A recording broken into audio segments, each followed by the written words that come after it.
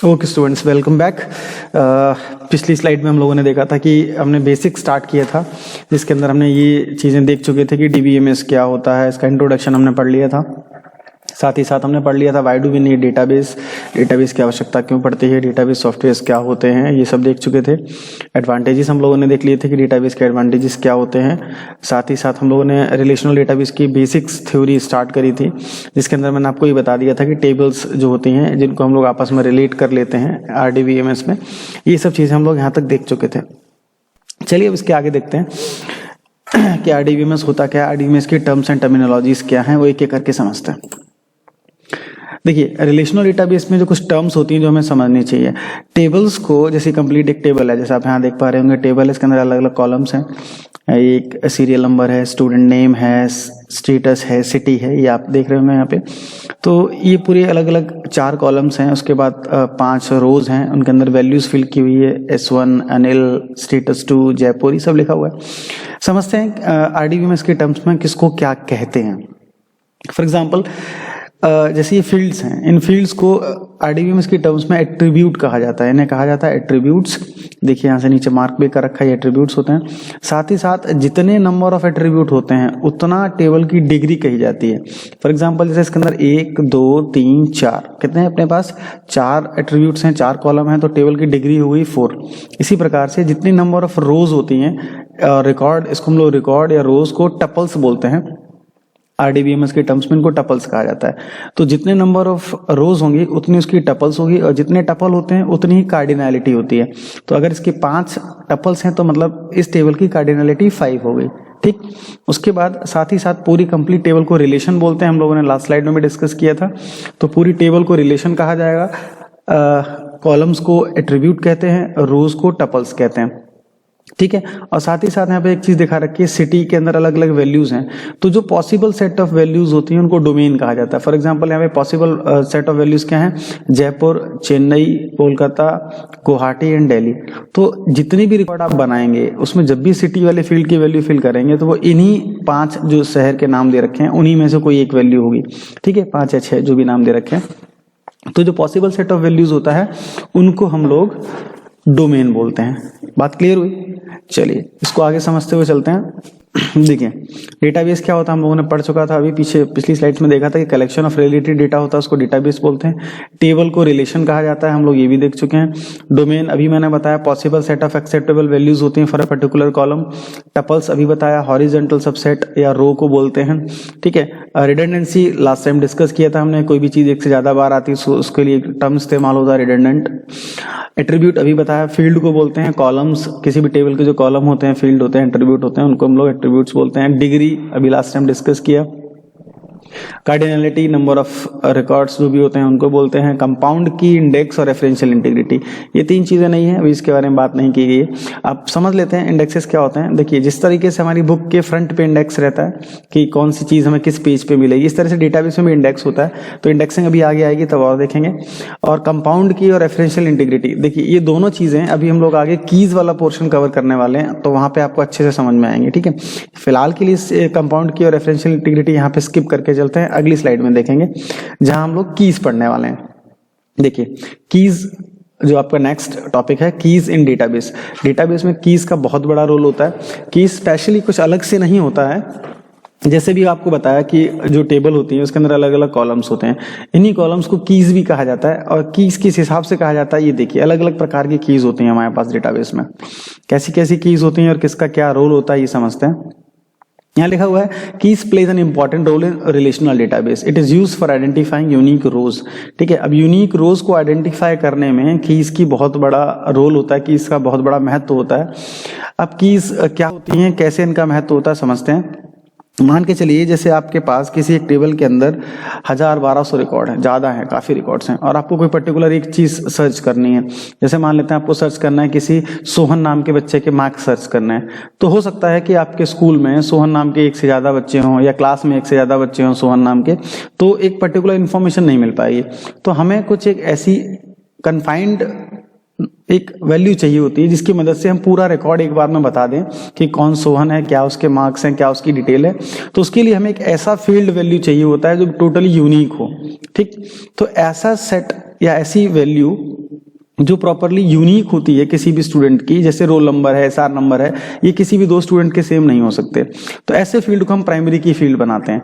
तो मतलब प्राइमरी की फील्ड वो फील्ड होता है या ऐसे फील्ड को हम प्राइमरी की चुनते हैं जिसकी वैल्यू टोटली यूनिक हो, जैसा कि आप यहाँ देख पा रहे हैं, टोटली यूनिक हो, और साथ ही साथ इसमें एक क्वालिटी और होनी चाहिए कि वो वैल्यू नल नहीं होनी चाहिए। नल का मतलब उसको आप ब्लैंक नहीं रख सकते हैं, तो टोटल यूनिक वैल्यू होनी चाहिए और नल नहीं होनी चाहिए। ऐसे फील्ड को हम प्राइमरी की बना सकते हैं। ओके, अगली बात करते हैं कैंडिडेट की। देखिए अभी जैसे मैंने आपको प्राइमरी की दो प्रॉपर्टी बताई कि नल नहीं होनी चाहिए और साथ ही साथ यूनिक होनी चाहिए।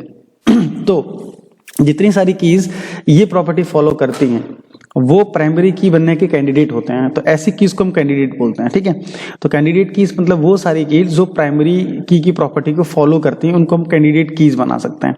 ठीक, और उन कैंडिडेट कीज में से अगर हम किसी को प्राइमरी की सेलेक्ट कर लेते हैं, एक को हमने मान लेते हैं प्राइमरी की बना लिया, तो उसके बाद जो बची हैं, जो कि रह जाती हैं कैंडिडेट कीज में से जो बचती हैं, उनको अल्टरनेट की कहा जाता है। समझ रहे होंगे, जो कि प्राइमरी की बनने के बाद कैंडिडेट कीज में से जो कीज बचती हैं उनको हम लोग अल्टरनेट कीज बोलते हैं। क्लियर। अब बात करते हैं फॉरेन की, जो कि पिछली स्लाइड में भी था, तो मैंने कहा था हम लोग आगे डिस्कस करेंगे। फॉरेन की ही रेफरेंशियल इंटीग्रिटी स्टैब्लिश करने के काम में आती है।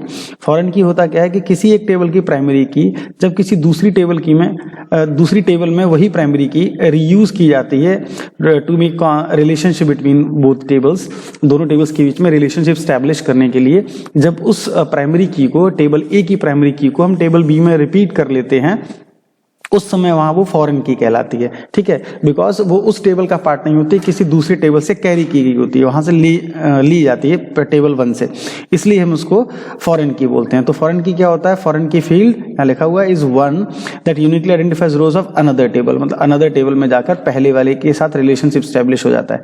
क्लियर। अदर वर्ड्स में लिखा हुआ है foreign key is a column और combination of column that is used to establish a link between two tables. अभी बताया, दो टेबल्स के बीच में लिंक स्टैब्लिश करने के लिए जिस की का इस्तेमाल किया जाता है उसको हम लोग फॉरेन की बोलते हैं। आई थिंक क्लियर हो गया होगा। चलिए आगे देखते हैं। अब यहाँ इस एग्जांपल के थ्रू आपको अच्छे से क्लियर होगा। देखिए यहाँ पर दो अलग अलग टेबल्स हैं, एक एम्प्लॉय टेबल और एक सैलरी टेबल है। ठीक है, अब यहाँ देखिए एम्प्लॉय टेबल में एम्प्लॉय आईडी जो है उसको हमने यहाँ प्राइमरी की बना रखा है। साथ ही साथ आपको बता भी रखा है कि एम्प्लॉय आईडी जैसी कुछ और चीजें भी हैं एम्प्लॉय की, जैसे कि लाइसेंस नंबर और पासपोर्ट नंबर है। ये चीजें टोटली यूनिक हैं, जिस प्रकार से उसकी आईडी यूनिक है उसी प्रकार से उसका लाइसेंस नंबर और पासपोर्ट नंबर भी यूनिक रहा होगा। ठीक है, तो ये दोनों भी प्राइमरी की बनाई जा सकती थी, परंतु हमने नहीं बनाई, हमने बना दी एम्प्लॉय आईडी। तो एम्प्लॉय आईडी प्राइमरी की होगी और ये दोनों हमारे पास कैंडिडेट की तरह से काम कर रहे हैं। ठीक है, और इनको हम यूनिक की भी कह सकते हैं, बिकॉज इन सभी की वैल्यू यूनिक रहेगी, कोई भी सेम वैल्यू नहीं होगी। ठीक है, मतलब किसी भी दो एम्प्लॉय का लाइसेंस नंबर या पासपोर्ट नंबर सेम नहीं हो सकता है, इसलिए ये यूनिक की रहती हैं। और साथ ही साथ अगर इसको प्राइमरी की बना दिया हमने, तो कैंडिडेट की में से फिर ये दोनों की बची। अब ये दोनों बची इसलिए अल्टरनेट की भी हैं। ठीक है, और यहाँ देखिए प्राइमरी की जो इसकी एम्प्लॉय आईडी है उसको हमने यहाँ पर रीयूज किया है सैलरी टेबल में। एम्प्लॉय आईडी देखिए यहाँ पे रीयूज की गई है, तो यहाँ पे ये फॉरेन की कहलाएगी। तो अब हम इसी की बात कर रहे थे पीछे कि फॉरेन की क्या होती है, जब पहली टेबल में यानी कि टेबल एम्प्लॉय या आपकी एम्प्लॉय वाली टेबल में से, यहाँ देखिए हमने क्या किया है, इस वाले पूरे पर्टिकुलर इस कॉलम को उठा के यहाँ पे हमने इसे रिपीट कर दिया है। ठीक, तो इसकी वजह से ये यहाँ पे फॉरेन की कहलाएगी। आई थिंक क्लियर हो गया होगा। और इन सभी कीज के कॉम्बिनेशन को सुपर की कहा जाता है, जिससे सारी अलग अलग कीज डिराइव होती हैं। ठीक है, तो ये कॉन्सेप्ट क्लियर हो गया होगा। अगर कुछ नहीं समझ में आ रहा है तो आप बताइएगा। ठीक है, चलिए आगे देखते हैं। अब जो हमारा मेन टॉपिक है एसक्यूएल, स्ट्रक्चर्ड क्वेरी लैंग्वेज। अब ये एसक्यूएल क्या होता है और ये माइस्क्यूएल से कैसे अलग है, इन सब चीज़ों के बारे में बात करेंगे। ये एसक्यूएल की थ्योरी है थोड़ी सी, इसके बारे में लिखा हुआ है कि एसक्यूएल होता क्या है।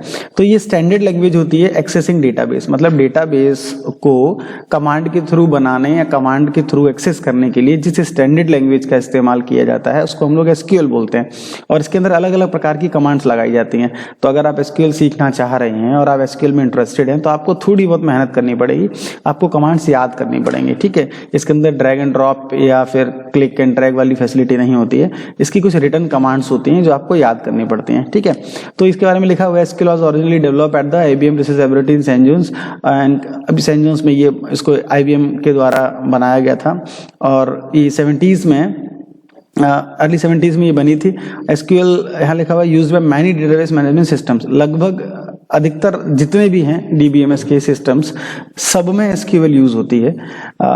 जैसे आप वेबसाइट वगैरह भी देखते हैं तो वेबसाइट पे हम कुछ भी सर्च वर्च करते हैं, क्वेरी लिखते हैं, कुछ भी, फॉर एग्जांपल आप रिजल्ट के लिए जाते हैं तो अपना रोल नंबर वगैरह डाल के ओके पे क्लिक करते हैं रिजल्ट प्राप्त करने के लिए, तो उसके बैकएंड में एक एसक्यूएल क्वेरी जनरेट होती है जो आपके उस डेटाबेस से आपका रिजल्ट फैच आउट करके लाती है। तो एसक्यूएल का बहुत बड़ा और बहुत ज़्यादा इंपॉर्टेंट रोल है पूरा डीबीएमएस में, बैकएंड वगैरह में यही इस्तेमाल होती है किसी भी वेबसाइट वगैरह में। तो क्या होता है, ये कैसे कैसे काम करती है, इसकी क्या क्या कमांड्स होती है, वो अभी आगे चल के देखते हैं। अब एडवांटेजेस ऑफ एसक्यूएल क्या होते हैं, फायदे क्या हैं। एसक्यूएल पोर्टेबल होती है, मतलब आप इसको कहीं पर भी किसी भी प्लेटफॉर्म पे यूज कर सकते हैं। इसकी स्पीड अच्छी होती है, इसको आसानी से याद किया जा सकता है, बहुत टफ कमांड्स नहीं होती हैं। लगभग हर एक प्रकार के डीबीएमएस सिस्टम के साथ एसक्यूएल इंटीग्रेट करती है, यूज होती है। रिलेशनल डेटाबेस में एसक्यूएल हमेशा इस्तेमाल होती है, ठीक है। और उसको कई प्रोग्रामिंग लैंग्वेज के साथ भी इंटरेक्टिविटी के रूप में यूज किया जा सकता है। फॉर एग्जाम्पल अगर आप पाइथन से कोई चीज मतलब राइट करना चाहें किसी डेटाबेस में, तो उसके लिए भी फिर आपको एसक्यूएल और पाइथन की कनेक्टिविटी स्टैब्लिश करनी पड़ेगी, ठीक है। क्लाइंट सर्वर आर्किटेक्चर इस्तेमाल होता है लिंकिंग में, तो वहां पर भी बैकएंड में एसक्यूएल ही इस्तेमाल होती है, ठीक है। बहुत सारी प्रोग्रामिंग लैंग्वेज में एसक्यूएल सपोर्ट होती है। तो इसके बहुत सारे फायदे हैं, इस वजह से ये मार्केट में काफी पॉपुलर है और हर जगह लगभग इस्तेमाल होती है। तो अब टाइप ऑफ एसक्यूएल स्टेटमेंट क्या होता है, अब देखते हैं एसक्यूएल के स्टेटमेंट के कितने कितने प्रकार के स्टेटमेंट्स होते हैं। आप ऐसे समझिए, कमांड्स तो कई प्रकार की होती हैं, हम कई प्रकार से कमांड लगा सकते हैं और अपना काम कर सकते हैं, लेकिन कौन सी कमांड किस कार्य के उद्देश्य से लगाई जा रही है, इसके हिसाब से हम उसको कैटेगराइज करते हैं। एसक्यूएल की कमांड्स ऐसी जो कमांड्स हम कोई स्ट्रक्चर वगैरह बनाने के काम में यूज करते हैं, या स्ट्रक्चर टेबल का बेसिक स्ट्रक्चर डेटाबेस वगैरह बनाना, या टेबल को डिलीट करना, टेबल को रिमूव करना, इस तरह के स्ट्रक्चर रिलेटेड जो कमांड लगाई जाती हैं वो डीडीएल की कैटेगरी में आती हैं, मतलब डेटा डेफिनेशन लैंग्वेज, ठीक। और एक बार हमने स्ट्रक्चर बना लिया तो फिर टेबल के अंदर डेटा इंसर्ट कराना है, डेटा डिलीट कराना है, डेटा अपडेट कराना है, तो डेटा से रिलेटेड जो कमांड होती हैं वो डीएमएल कमांड्स होती हैं। स्ट्रक्चर से रिलेटेड जो कमांड होती हैं वो डीडीएल कमांड्स होती हैं, ठीक है। अब आगे ट्रांजैक्शन, सेशन, सिस्टम और एम्बेडेड, ये सारी स्टेटमेंट है वो अभी आपके सिलेबस में नहीं है, ठीक है। तो फिलहाल हम इन दो पे फोकस करेंगे, डीडीएल और डीएमएल। ये फिर कभी किसी नेक्स्ट वीडियो में कवर करेंगे जब किसी बड़ी क्लास के क्लास ले रहे होंगे तब, ठीक है। तो फिलहाल डीडीएल और डीएमएल कमांड्स देखते हैं क्या होती हैं।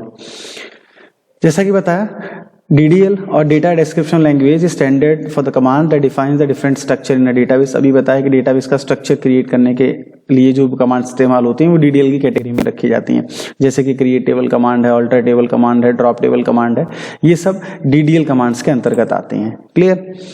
इसी तरह से डीएमएल की बात अभी थोड़ी देर पहले की गई थी, तो डीएमएल में मैंने बताया था कि ऐसी वो सारी कमांड्स जो डेटा से रिलेटेड होती हैं, डेटा के मैनिपुलेशन से रिलेटेड होती हैं, वो सब इस डीएमएल की कैटेगरी में आती हैं, जैसे कि select command, update command, delete command. अच्छा, ये होती क्या है, कैसे यूज की जाती हैं, ये भी आगे आने वाली है, तो इसके लिए आपको बिल्कुल परेशान नहीं होना है। अगली स्लाइड्स में हम लोग पढ़ेंगे ये सेलेक्ट कमांड कैसी है, अपडेट कमांड कैसी है, कैसे काम करती है, ये सब चीजें हम लोग कमांड एक एक करके सारी कमांड्स पढ़ेंगे एसक्यूएल में जितनी भी इस्तेमाल होती हैं, जो भी आपके सिलेबस में, ठीक है। चलिए, इन सब के साथ फिर एक चीज होती है डेटा टाइप। अब डेटा टाइप समझने के लिए हम एक बार फिर से पीछे वाली स्लाइड पे चलते हैं। हम आपको पहले एक टेबल दिखाते हैं, जिस टेबल पे अभी हम लोग जिसकी बात कर रहे थे। तो जैसे हमने एक एग्जांपल के तौर पे यहाँ आपको टेबल दिखाई थी, ये वाली, ठीक है। इस टेबल में आपको याद होगा हमने यहाँ एम्प्लॉय आईडी बनाया था, यहाँ एम्प्लॉय नेम बनाया था, एड्रेस बनाया था। देखिए, टेबल का नाम एम्प्लॉय है, फील्ड की हमने अलग अलग हेडिंग दे रखी है, employ ID, employ name, address, licence number, passport number, ये सारे अलग अलग फील्ड दे रखे हैं। तो ये जो फील्ड है ये तो फील्ड टाइप हो गया, आपका जो कॉलम है ये कॉलम टाइप हो गया, फील्ड टाइप हो गया, एट्रीब्यूट टाइप हो गया। लेकिन इसके अंदर जो वैल्यू रखी जाएगी वो किस टाइप की होगी, ये फील्ड का टाइप भी उसी प्रकार का होगा। आप ऐसे समझिए, एम्प्लॉय आईडी है तो हम इसके अंदर नंबर्स स्टोर कर रहे हैं, तो ये न्यूमेरिक टाइप का होगा। एम्प्लॉय नेम है तो इसके अंदर हम लोग कैरेक्टर स्टोर कर रहे हैं, तो ये हमारा कैरेक्टर टाइप का होगा। तो जिस प्रकार का डेटा हमें कॉलम में रखना होता है, हम उसी प्रकार से उसका कॉलम का टाइप डिसाइड करते हैं। क्लियर। तो डेटा टाइप क्या हुआ, the type of data that we are going to store in a particular column. किसी भी कॉलम में या किसी भी एट्रीब्यूट में हम जिस प्रकार का डेटा रखने वाले हैं उसका प्रकार ही डेटा टाइप होता है। अब आप आगे जब पढ़ेंगे क्रिएट टेबल कमांड तो उसमें देखेंगे कि जब भी हम कोई टेबल क्रिएट कर रहे हैं तो क्रिएशन के टाइम पे हमें उसका टाइप बताना पड़ता है। वो इसलिए ताकि हम आगे चल के भविष्य में जब भी डेटा उसमें इंसर्ट करें तो हम उसी प्रकार का ही डेटा उसमें इंसर्ट करें, कोई अलग प्रकार का डेटा इंसर्ट ना करें। ठीक है, तो हमारे पास एसक्यूएल में 3 मेन डेटा टाइप्स होते हैं, कैरेक्टर, नंबर और डेट। कैरेक्टर में अधिकतर कैरेक्टर टाइप की वैल्यू इनपुट कराई जाती है, नंबर में न्यूमेरिक टाइप की और डेट में डेट टाइप की। तो यहाँ लिखा हुआ है डेट में हम लोग यहाँ से लेके यहाँ तक की रेंज की डेट इनपुट करा सकते हैं। इसी प्रकार से कैरेक्टर में कैरेक्टर वैल्यू इनपुट करा सकते हैं और नंबर में न्यूमेरिक वैल्यू। ये डेटा टाइप फर्दर कैटेगराइज किए जाते हैं डिपेंडिंग ऑन साइज। ठीक है, और यहाँ एसक्यूएल के बारे में बता रखा है कि स्वीडिश का, अच्छा ये माईएसक्यूएल जो सॉफ्टवेयर है ये भी आपका ये डीबीएमएस सॉफ्टवेयर है जो नेट पर फ्रीली अवेलेबल है। इसकी तारीफ में बहुत सारी चीज़ें लिखी हुई हैं, आप पढ़ लीजिएगा। मैं आपको समझा देता हूँ कि माईएसक्यूएल क्या है। ये एसक्यूएल और माईएसक्यूएल टोटली डिफरेंट है। एसक्यूएल तो एक लैंग्वेज होती है, स्ट्रक्चर्ड क्वेरी लैंग्वेज। इससे आपको बिल्कुल कन्फ्यूज नहीं होना है, बिल्कुल वैसे ही है जैसे जीमेल और ईमेल में बच्चे कन्फ्यूज रहते हैं, वैसे ही आपको एसक्यूएल और माईएसक्यूएल में बिल्कुल कन्फ्यूज नहीं होना है। देखिए एसक्यूएल एक लैंग्वेज है, स्टैंडर्ड लैंग्वेज है जो लगभग कई डेटाबेस सॉफ्टवेयर्स के द्वारा इस्तेमाल की जाती है। उसी प्रकार से अब बात करें माईएसक्यूएल, तो माईएसक्यूएल क्या है, ये कोई लैंग्वेज नहीं है, ये कंप्लीट सॉफ्टवेयर है जिसके अंदर खुद एसक्यूएल यूज होता है।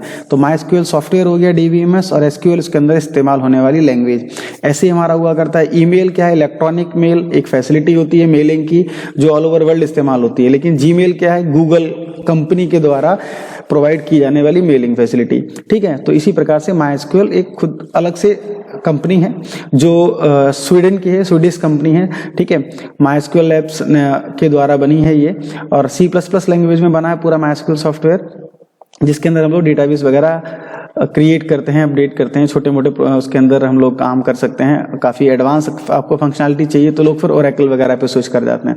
ठीक, तो ये लैम्प और वैम्प सर्वर दोनों में माईएसक्यूएल का यूज होता है बहुत ज़्यादा। ठीक है, लैम्प सुना होगा आपने वर्ड, लैम्प और वैम्प, लाइनेक्स, अपाचे, माईएसक्यूएल का पूरा कंप्लीट पैकेज आता है जो हम लोग वेब डेवलपमेंट वगैरह में इस्तेमाल करते हैं। आप लाइनेक्स के साथ भी इंटीग्रेट करा सकते हैं माईएसक्यूएल को और विंडोज़ के साथ भी करा सकते हैं।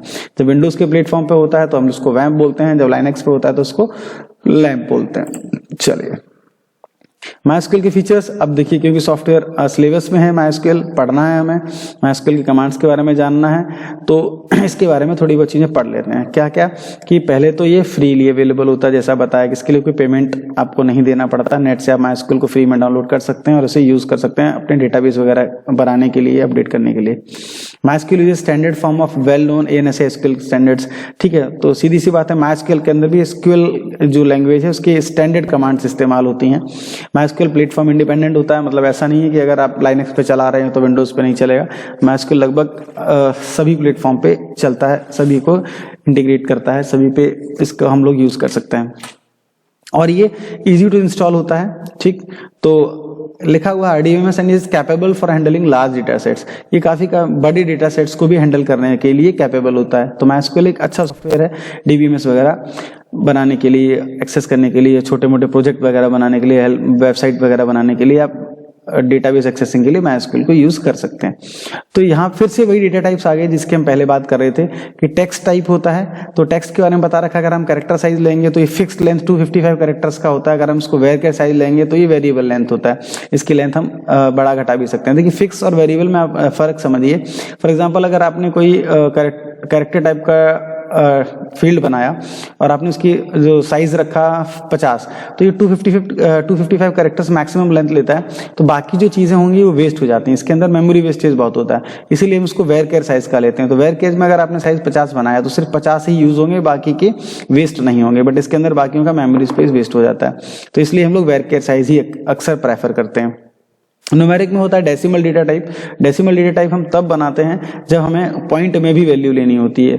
तो यहाँ पे हम साइज डिफाइन किया करते हैं, जैसे अगर हमने साइज डिफाइन कर दिया 5 और यहाँ कॉमा लगा के लिख दिया 2, तो इसका मतलब क्या, टोटल 5 अक्षर और पॉइंट के बाद 2 अक्षर हमें चाहिए।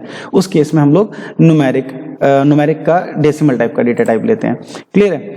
और इसी प्रकार से होता है इंटीजर हम तब लेते हैं जब हमें पॉइंट की वैल्यूज नहीं चाहिए होती हैं। ठीक है, और डेट तो हम तब लेते हैं जब हमें डेट चाहिए होती है, और टाइम जब हमें टाइम प्रकार की वैल्यू इनपुट करानी होती है। ठीक है, आगे एग्जांपल्स में जब टेबल में ये लिए जाएंगे टेबल क्रिएशन में, तब आपको और अच्छे से समझ में आएंगे।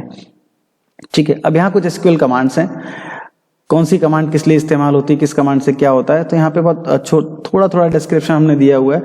तो फिलहाल इस वीडियो में इतना ही रखते हैं, नहीं तो वीडियो बहुत लंबा हो जाएगा। एसक्यूएल कमांड्स का फिर मैं एक नया वीडियो बनाता हूँ, वो अपलोड करता हूँ, तब आप उसमें देखिएगा किस कमांड का क्या रोल होता है। तो अभी के लिए फिलहाल इतना ही, बाकी हम देखेंगे नेक्स्ट पार्ट यानी पार्ट 3 में। थैंक यू गाइज, तब तक के लिए आप ये वाला पढ़िए, इसके नोट्स बनाइए और मिलते हैं फिर हम आपको नई वीडियो में।